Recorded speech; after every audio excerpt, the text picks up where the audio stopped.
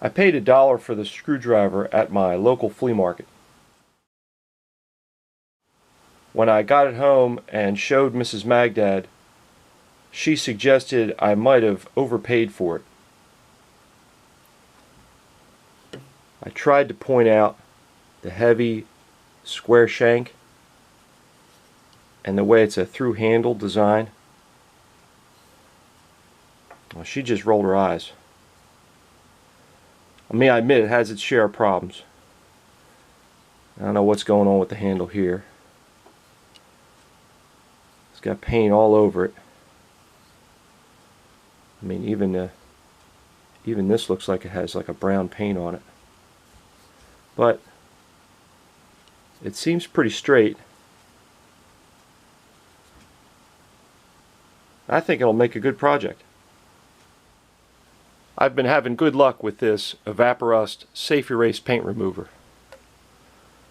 Let's see how it does on this $1 screwdriver. I'm going to let that soak for about an hour.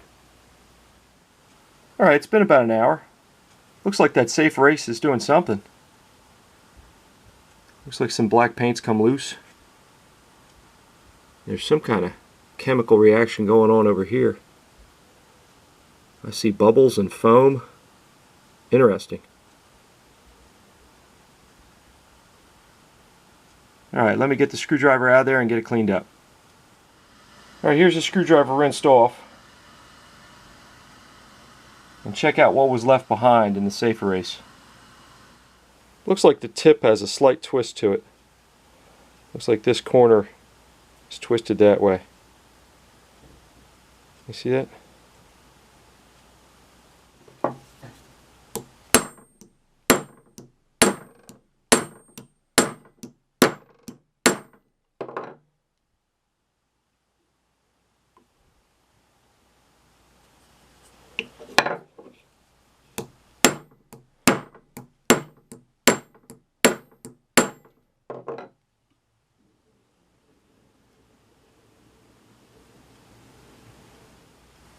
Alright, not only did I work out some of my frustrations beating on this thing,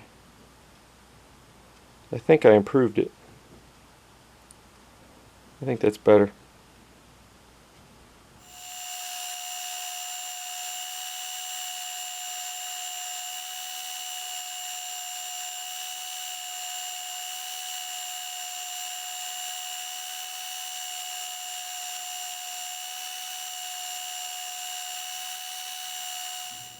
A guy at work sold me his dad's old Craftsman 3x21 belt sander, and this is the first time I've used it upside down, clamped to the workbench.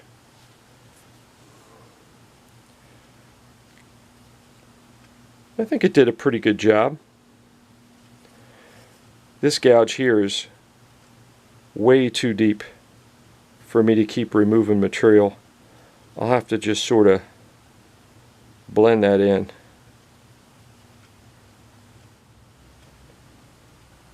I made myself a note for next time.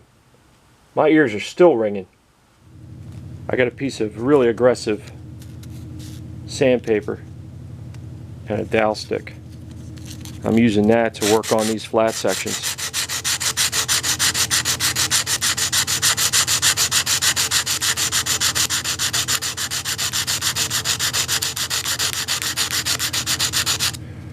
The dowel stick's keeping me square to the surface, but it's also let me ride up on this slight curve here.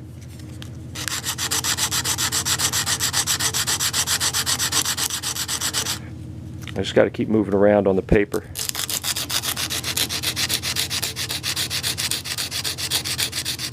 I'm using a file to get right where the shank meets the ferrule.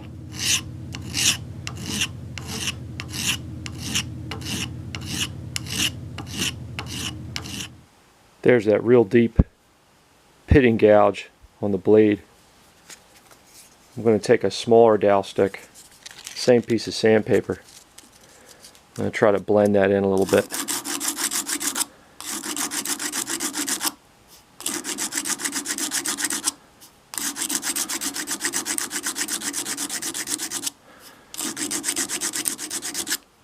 I think I got that gouge blended in pretty good. I mean, that side looks basically just as good as this side.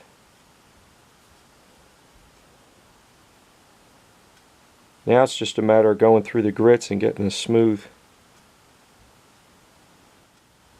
Okay, here's the blade and shaft sanded down to 600, and I buffed it with some gray Scotch-Brite. I think it's looking respectable. Now it's onto the ferrule.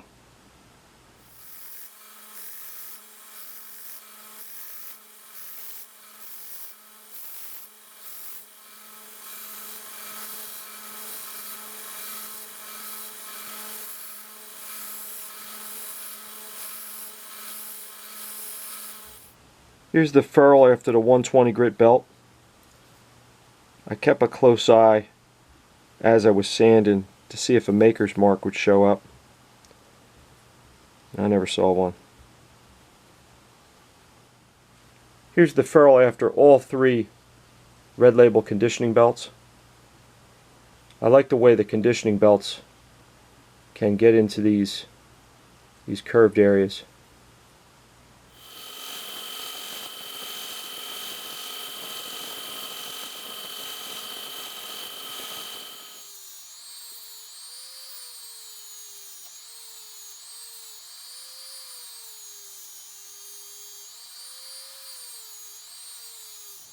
I went through all of the grits on these abrasive bristle wheels. I think they did a nice job on the front of that ferrule. Looks a lot better.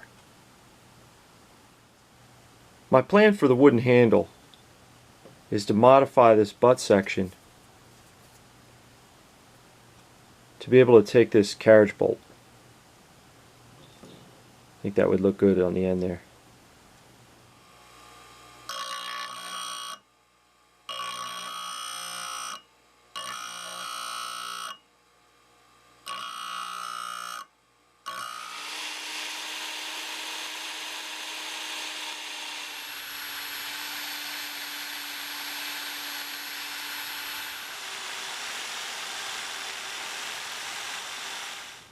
Well, it looks like that 3/8 drill bit was just too much for it.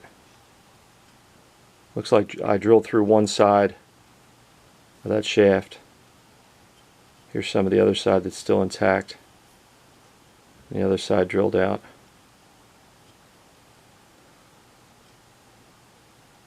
Looks like I got some Dremel work to do.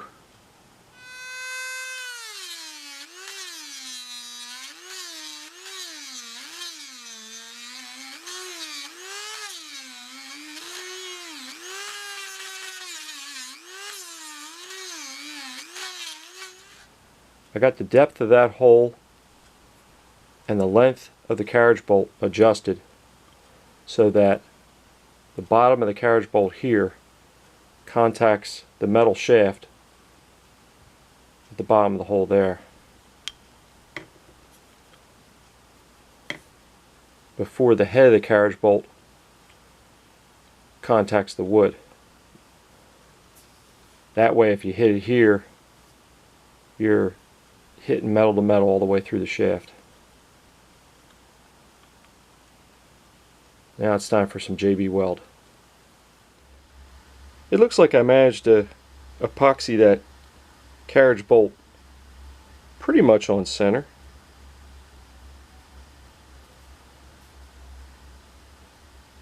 Looks about right. My next step is to sand the handle.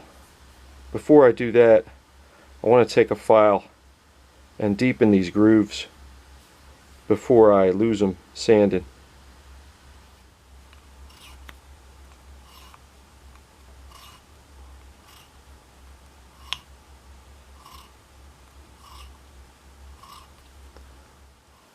So I've been sanding this handle for a while with the 120 grit. And this section right here, I thought originally might be some damage. If you look closely, I hope you can see it. See the grain lines of the wood? See how the grain lines are running Instead of running straight, they're running around. You can see here real clear. See how the grain lines are going that way? Here. I think that's a knot.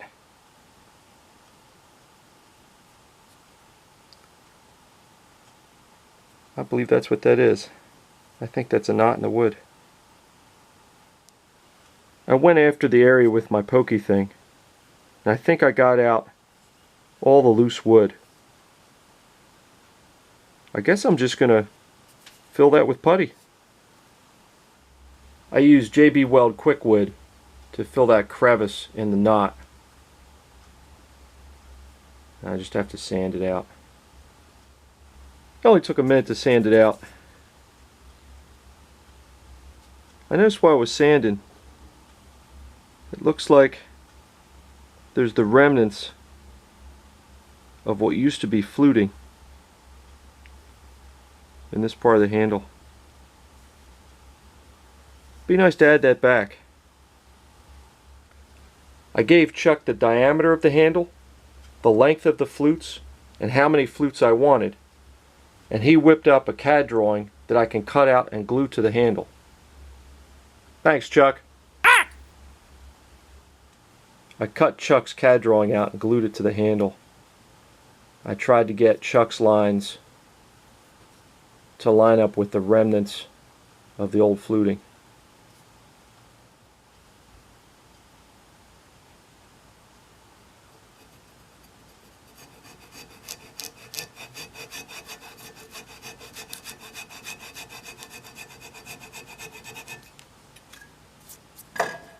I peeled the paper off so you can see the light hacksaw marks I made.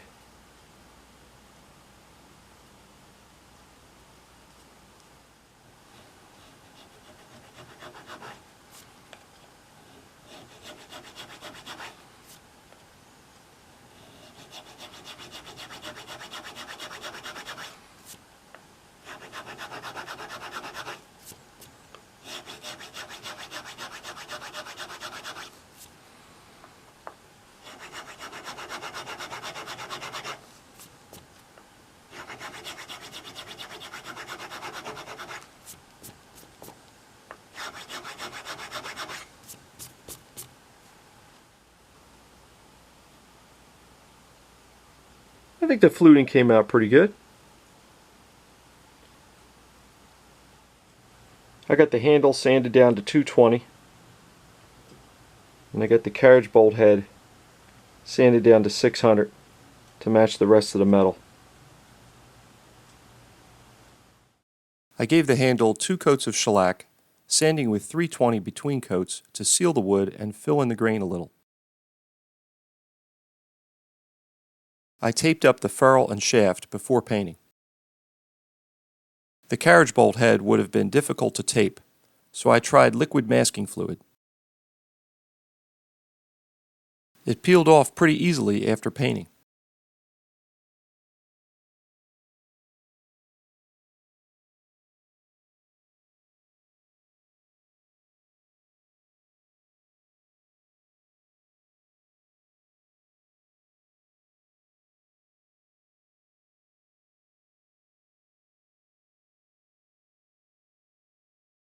Here's what my $1 screwdriver looked like when I brought it home from the flea market.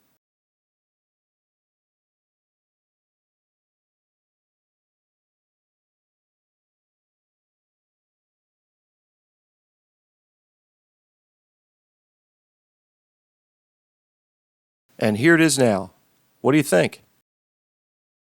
I sprayed the handle flat black and then matte clear.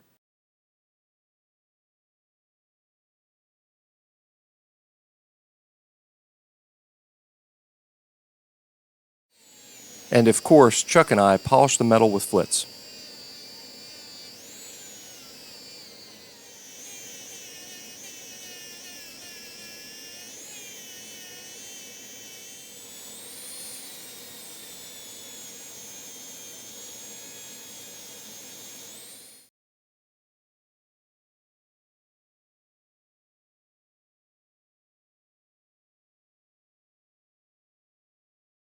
I feel like I got way more than $1's worth of fun out of this project.